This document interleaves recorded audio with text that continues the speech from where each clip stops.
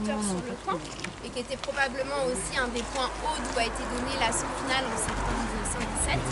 Et puis il y a aussi un panneau qui a été disposé, qui va être disposé au cimetière pour parler justement du carré militaire et des quelques soldats russes qui ont été enterrés dans ce carré militaire. On n'ira pas non plus au cimetière, de toute façon le panneau n'a pas été posé, donc ça sert à rien. Il y a la stèle.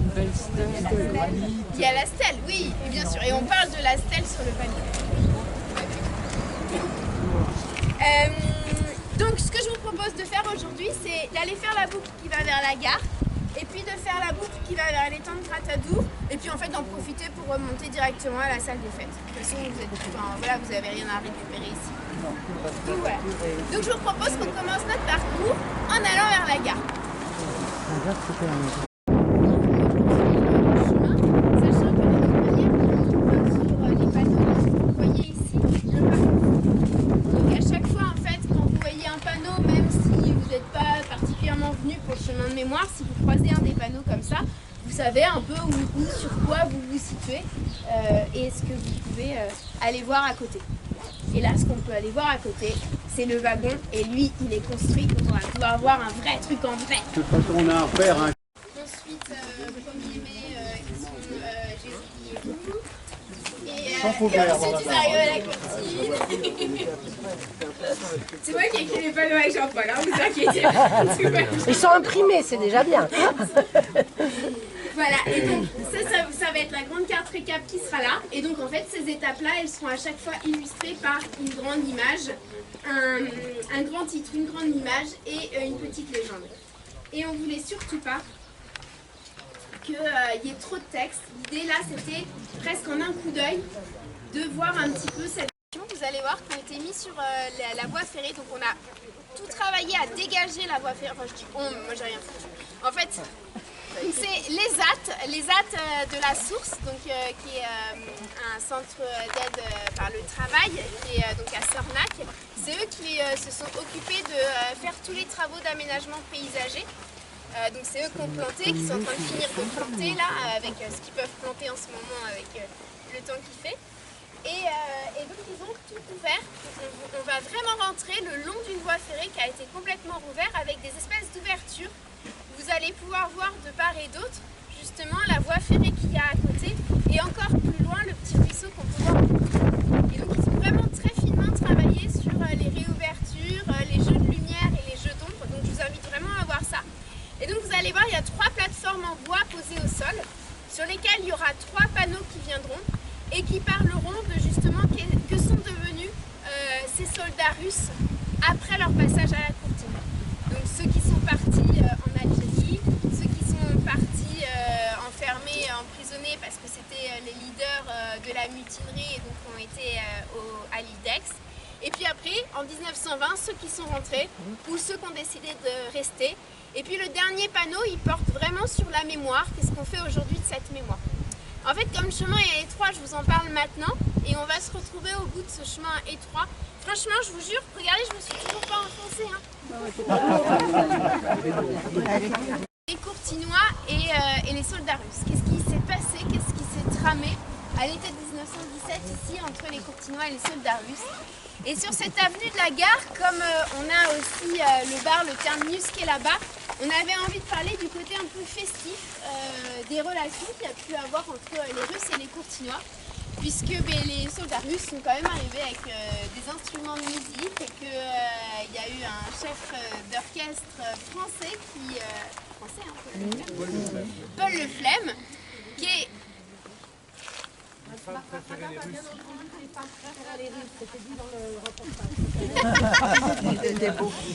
en même temps, les Russes sont quand même arrivés à un moment donné où les hommes étaient au front. Et qu'il fallait bien aller au champ.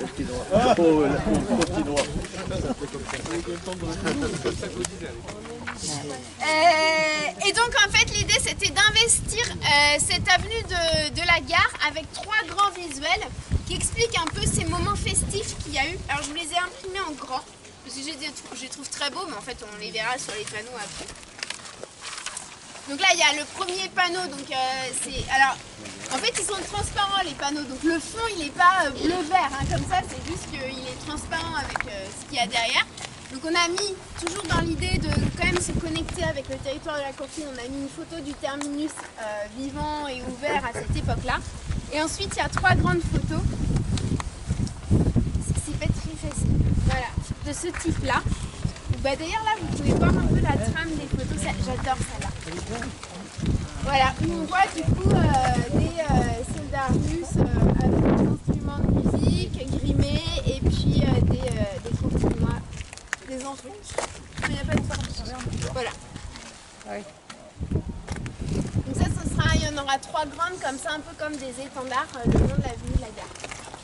Et c'est peut-être le moment où j'ai envie de vous parler du son, parce que là, je blablate beaucoup, mais quand on fera le parcours du chemin de mémoire, il n'y aura personne pour blablater avec les gens. En tout cas, je ne vais pas rester tout le temps ici pour faire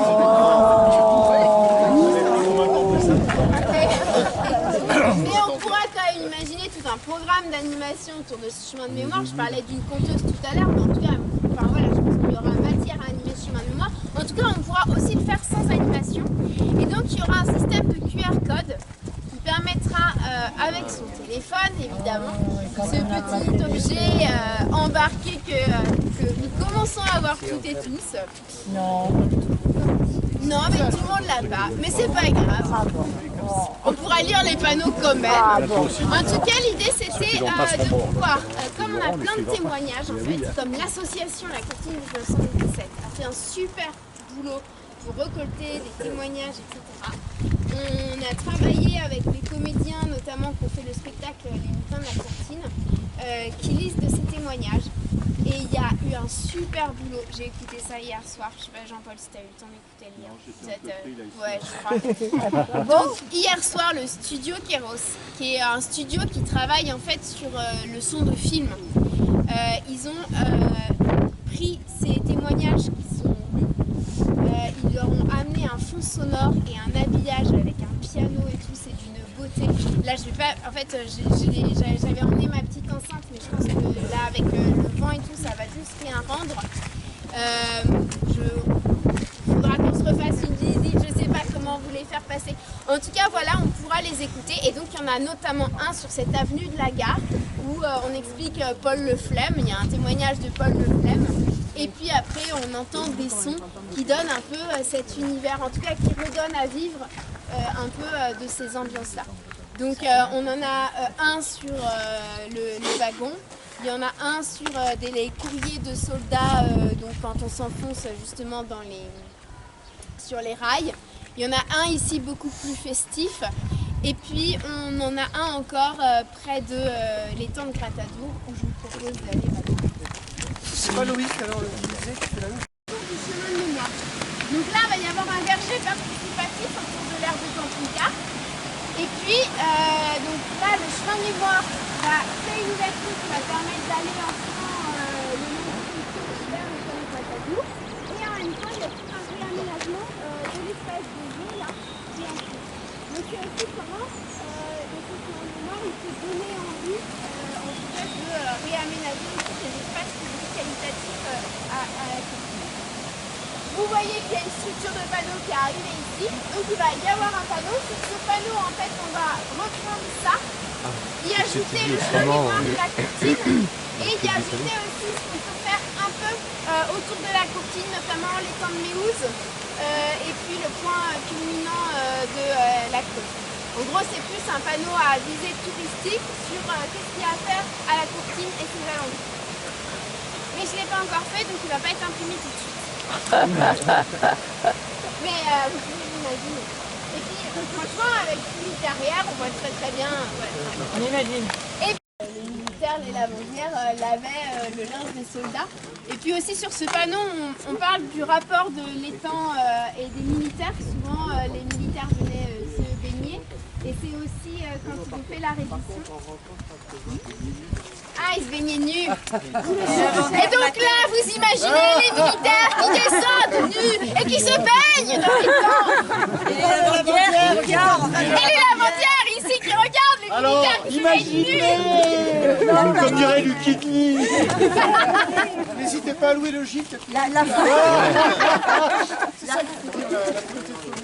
Et les hommes qui foutent à la guerre, voilà, ça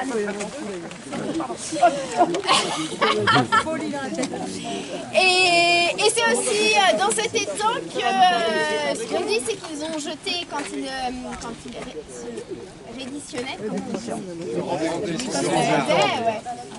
quand ils se rendaient, c'est là où ils jetaient leurs armes aussi dans l'étang. Et donc là, on propose, alors, il n'y a pas encore les voiles d'installer, mais toute la plateforme est faite. Donc, si ça vous dit, on peut y aller. En fait, on a aménagé un étendoir, donc dans l'esprit des lavandières, au bord de l'étang, donc qui permet de se poser au bord de l'étang. Et sur cet étendoir, mais je vous montrerai, vous êtes partant pour y aller? Oui. Et donc je vous parle de l'étendoir là-bas. le lavoir, il est où? Elle la met directement dans les ponts. Je ne sais pas comment, si elles avaient des pierres ou... En fait, quand tu viens là, Allez. et donc en tout cas, ça donnerait ça, pour vous dire un peu, donc c'est des voiles donc, qui seraient accrochées là. Il y aurait 3 voiles. Donc un voile ici, un voile là, et je crois un voile là. Et on retrouverait aussi... Alors, l'idée au début, c'était de les faire broder par les courtinois et les courtinoises. Bon, en fait, finalement, l'imprimeur, il a dit non, mais je sais imprimer sur de la toile. On a dit ah oui. Donc voilà, il y aurait... Et on retrouve dessus les dessins de Maurice Joron, qui a fait des dessins donc, des soldats russes, des croquis des soldats russes à la courtine. Donc là, ce serait celui qui serait là, lettre à Alexandra, avec les dessins. Des dessins des soldats au bord de l'eau. Et du coup, la fameuse lettre. Non mais je connais la photographe. On peut lire. Ma chère Alexandra, je crois qu'après toutes ces horreurs qui ont marqué la disparition des organisations séculaires de la Russie bourgeoise et autocratique, surgira une république russe à donner au travail, un pays renouvelé où régnera le bonheur. Encore un peu de patience et de courage et nous nous retrouverons, et sans peur, réunis, nous affronterons l'avenir. Je me sens plus fort et plus confiant. Tous les jours, la vie m'apparaît plus captivante. Et cela dans une prison. Pour un homme libre, la diversité de la vie est sans limite. Regarde plus fixement. Écoute. Si ton âme est fatiguée, si les hommes t'affligent, si tu ne trouves autour de toi dans le monde qu'injustice flagrante, fuis le monde. Recueille-toi au sein de la nature. La contemplation de la nature est le meilleur remède universel contre la souffrance. Ton Ivan Baltaïs, le 31 janvier 1918. Et à ce moment-là, il est emprisonné au Fort Liedo, à l'île d'Aix. Il avait quel âge comme c'est? Jean-Paul!